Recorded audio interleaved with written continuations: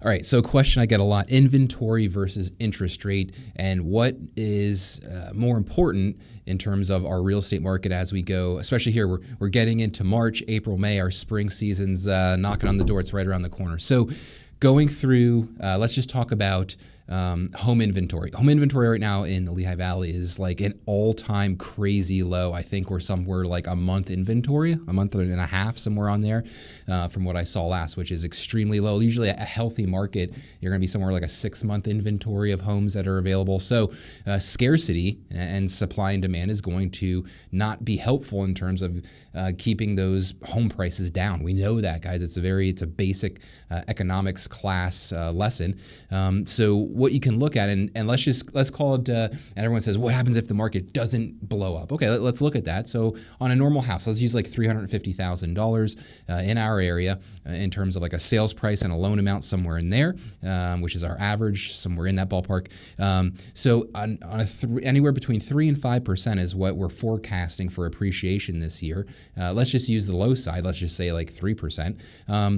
Looking into it, let's use very base numbers for this calculation, guys. Let's say it comes out to, let's say about $10,000 to $12,000 a year buying the house, getting into the home. Interest rate and going through, say between like a 5.875, where we've seen the lowest they've been to maybe like a 6.3% interest rate. The difference in that comes out to about $1,300 a year. My math's not going to be dead on accurate, guys. I'm just using this as an example, an illustration of where things are.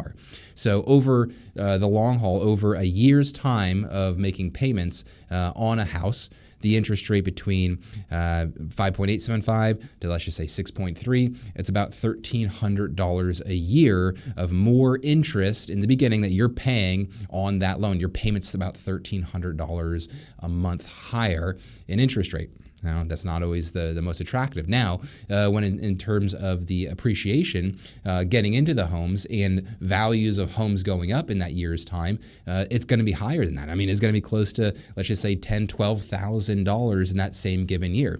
So running your house, the numbers of what we do in mortgages, running your house like a business, like any business would, yes, $1,300 more if the rates are a little bit higher that you're paying. You're missing out your opportunity cost between $10,000 and $12,000 a year of 1 year's worth of appreciation and where things are going. So the takeaway from all of this, the education part of it, guys, the way the math works, it sounds scary. It sounds 5.8 to 6.3. My payment is going to be astronomically higher. It comes out to about $3 a day, somewhere in there.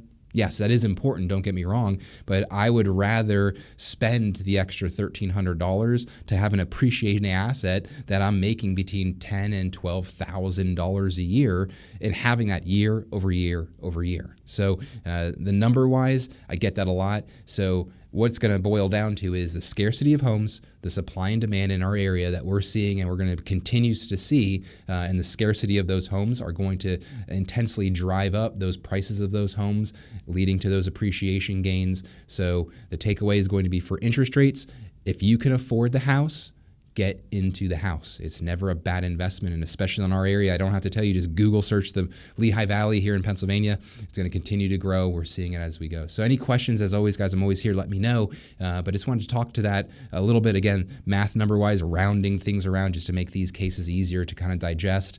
But anything particular you want to talk about, you know where to find me. Give me a call, shoot me an email. I'll talk to you guys soon.